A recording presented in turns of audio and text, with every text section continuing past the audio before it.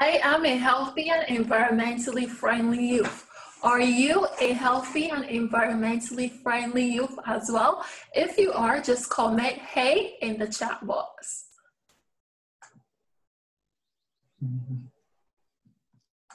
At this time, we will move directly into the most anticipated session today. And this session is entitled, Our Common Future Must Be More Inclusive. And this session is really dedicated to exploring the challenges faced by children and young people with disabilities living on the front lines of climate change and how to build societies that are more inclusive, where everyone feels safe and empowered to be a part of the solution. Today's Our Common Future Must Be More Inclusive session will be co-hosted by Ms. Kerryann Ifill, President of the Barbados Council for the Disabled and former President of the Senate of Barbados, and Ms. Lucy Meyer, Haiti Special Envoy and official national sports person of the Special Olympics. Over to you, Kerryann and Lucy.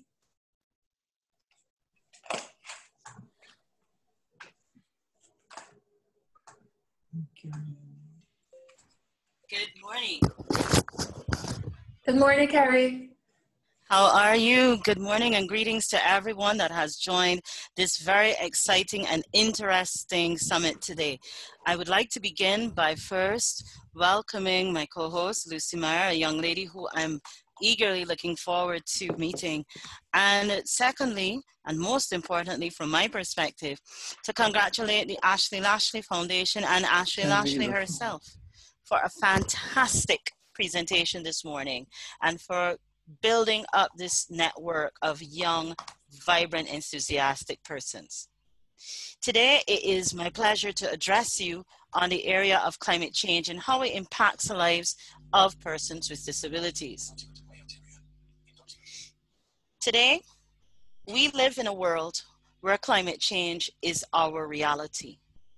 We have societies who continue to suffer from the ravages of the annual onslaught of monsoons, typhoons, hurricanes. We see an upsurge in natural disasters.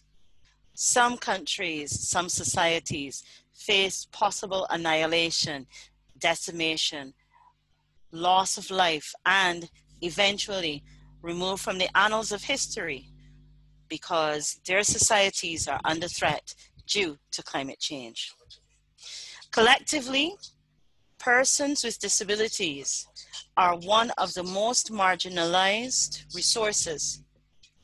resource-poor groups in the world, and often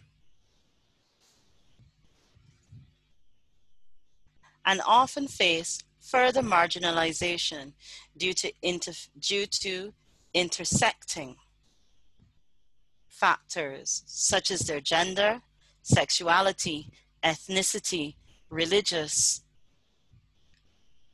adherence, level of education, and geographical location.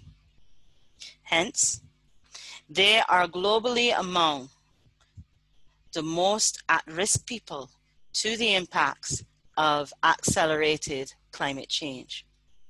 These are not my words. These are the words taken from a stakeholder report on the impact of climate change on the lives of persons with disabilities. Practically, they go on to say, this means they and their communities are living with significant climate-related issues, including increasing storms, floods and landslides, coastal inundations, droughts, wildfires, degradation of land, resources, infrastructure, and living. What all of this signifies for us is that we as a person living with disability, we as persons living in a society that care about the impacts of this society on our people, we must act now to move towards a more inclusive approach to climate change. This means that the resources must not only address those persons who are mobile, those persons who can read, those persons who can hear, but we must also move towards ensuring that all members of our community realize that this affects them. One, and more importantly, not just that it affects them, but the potential it has for change. And the fact that we must be a part of the change we want to see.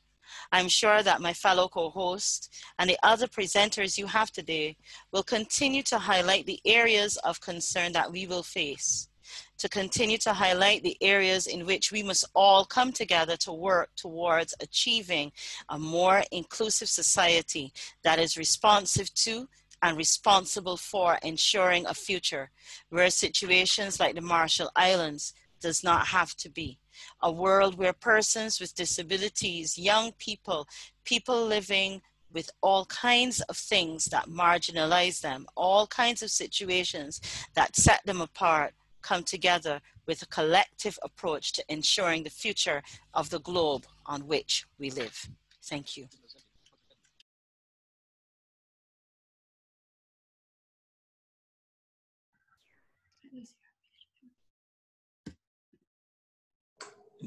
Lucy, Yes. you can begin. Okay. My name is Lucy Meyer, and I am the spokesperson for the Special Olympics Leadership USA Partnership for Young People with Disabilities.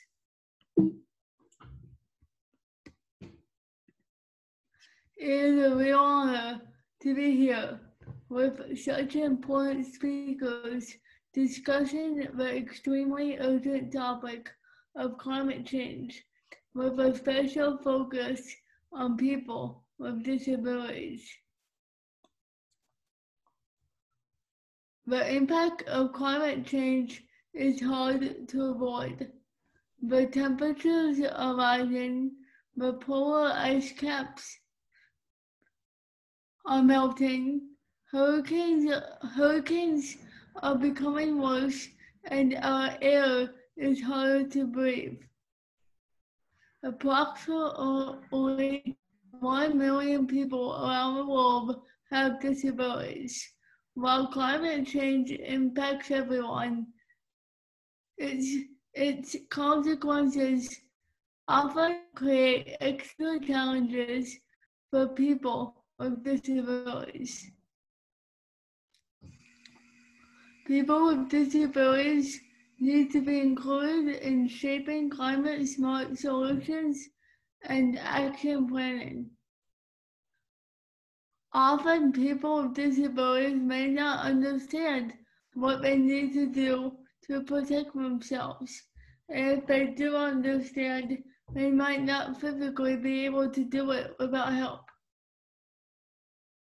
Young people with disabilities have less access to medical care, proper nutrition, clean water, and education. Without access to these essential services, they are often the last ones to get help when it comes to trying to combat the effects of climate change. We must be part of the conversation and ensure that all people with disabilities have what they need to stay safe. I was born with cerebral palsy because I did not get oxygen for 5 minutes at birth.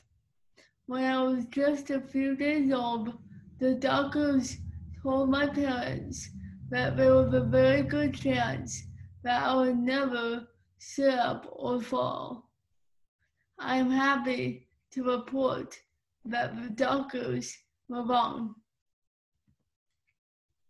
I am committed to helping all people, especially young people with disabilities, be included in this global conversation and protected during climate emergencies. People with disabilities deserve no less. and it's our obligation to make this happen. As you've heard today, there is strong global leadership dedicated to providing an environment-friendly world for all. We must work every day to tackle this problem despite the challenges we face. Today, problems related to climate change are still growing, but young people are making progress like never before. When I was little and my parents wanted me to do something quickly, they would say, hasten the pace, Jason. In other words, get moving now. It's time for our generation to say hasten the pace, Jason, to fight against climate change. We must do more, and we must do more now. I know each of you by your presence here today agrees with me. Together we must implore our friends, organizations, and governments to make climate action plans available and accessible to all, and to do it now. It is fitting to remember something that Gandhi said many years ago. The true measure of any society can be found in how it treats its most vulnerable members. We need to make sure our society meets a very high measure. We can do this. Thank you very much.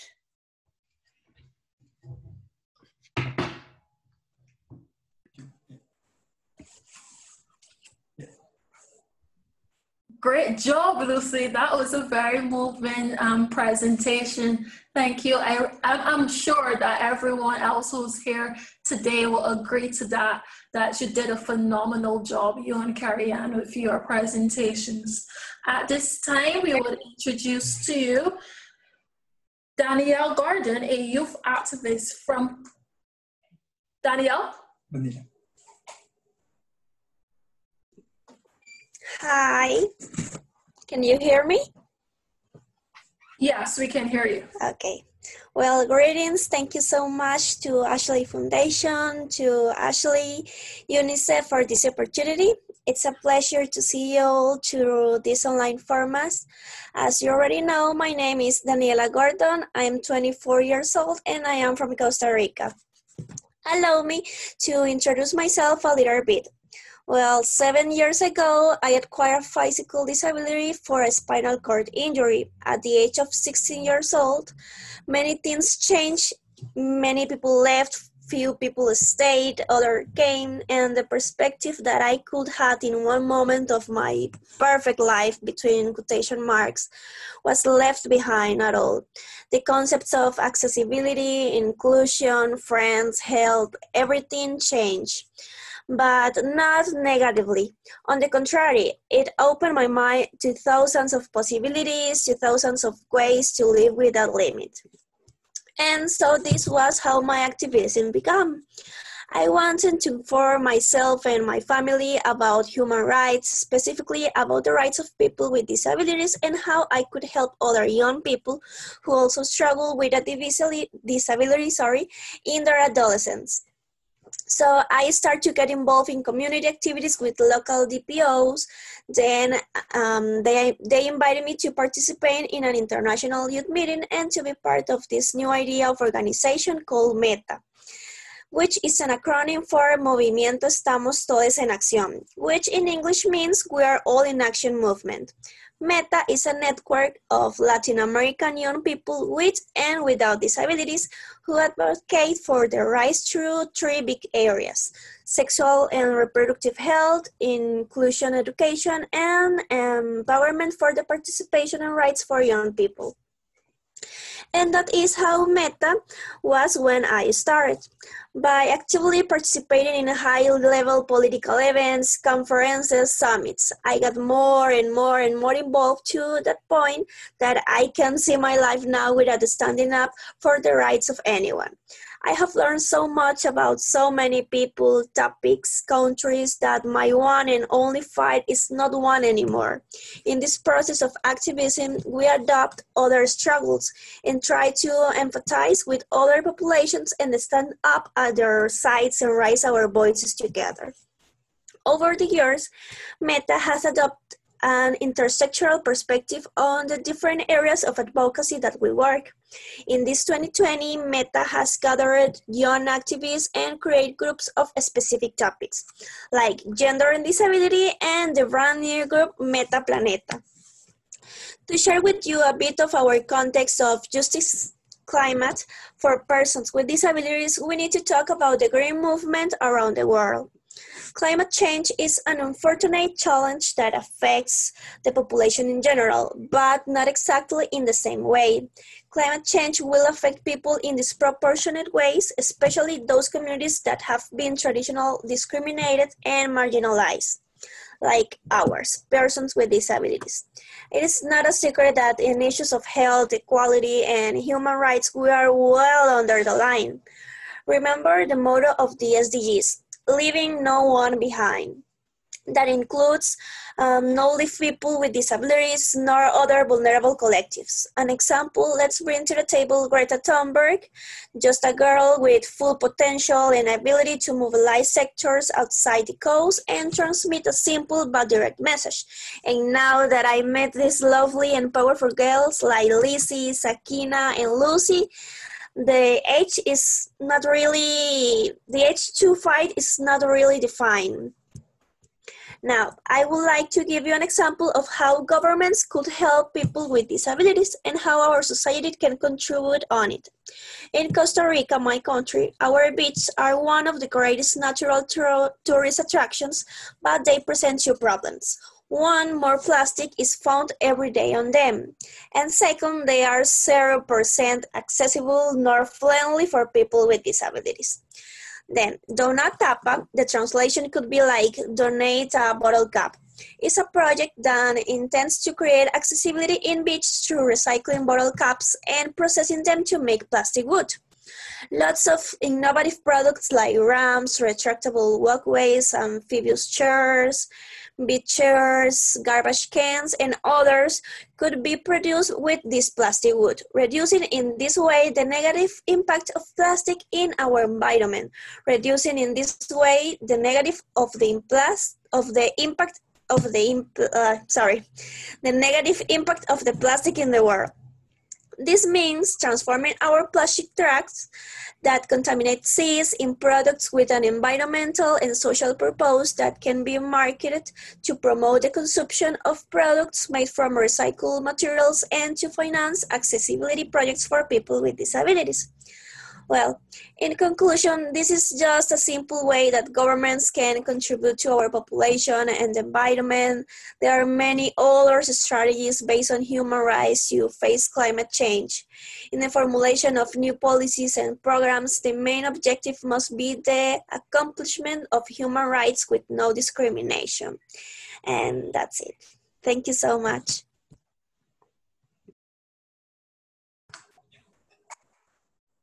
Thank you, Daniela. The next presenter that I will introduce to you, I really have to commend her because it's like 3 or 4 a.m. in her country, and her name is Rusi, and she is from Fiji. Rusi, are you there?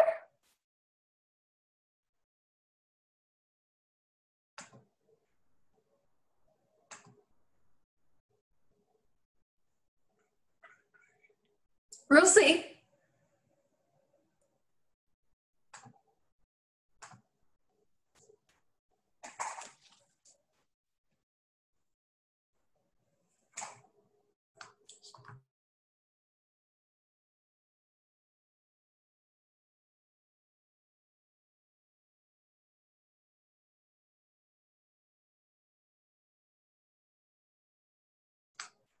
So as Lucy is preparing, I will ask Lucy a question. Someone pose a question to you, Lucy, as it relates to what the UN is doing to tackle the issue of disabilities. Help me.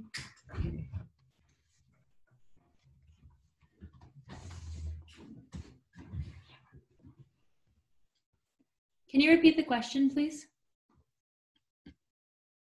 In what? The question posed was, what is the UN doing to tackle issues with persons living with disabilities? Lucy can answer, Daniela or Kerryann if you guys choose. But Lucy, the question was posed to you. Well, I'm in a program with Geneva for UNICEF, and they help kids with disabilities. And I'm a part of that program, and I love it.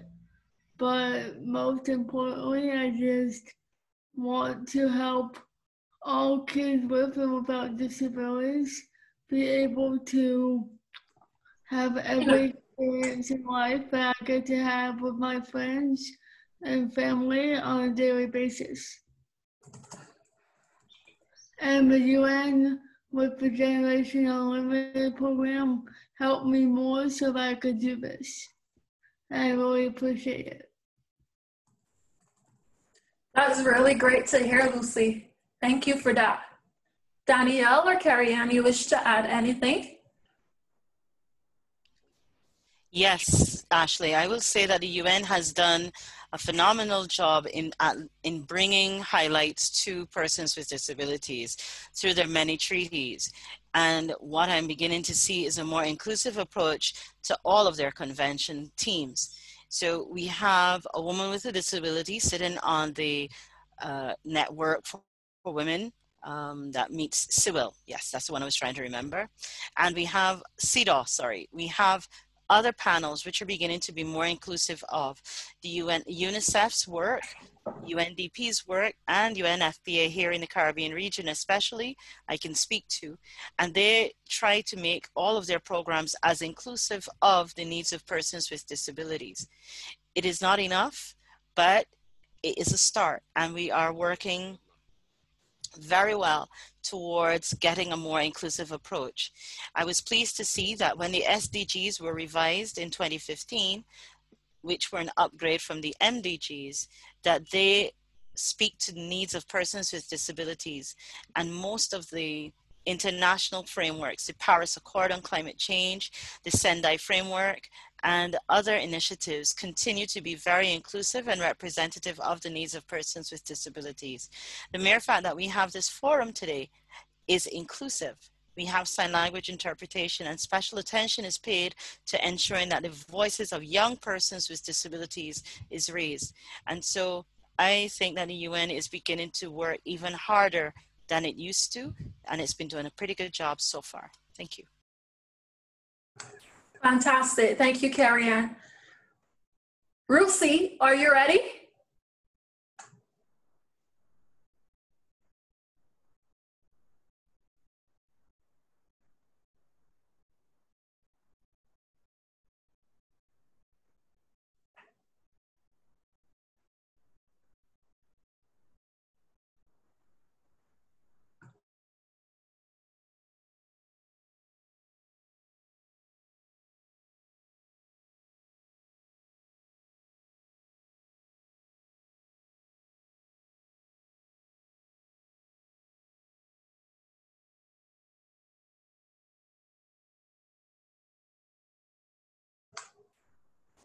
Ruthie is having some challenges with her connection, so we'll get back to her later in the session.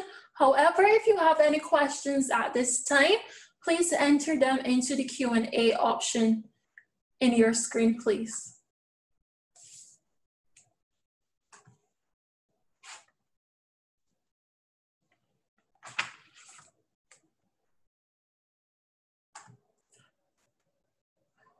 Lucy, I have a question for you. Can you please explain to the audience here today what is some of the work you have been doing as it relates to climate change?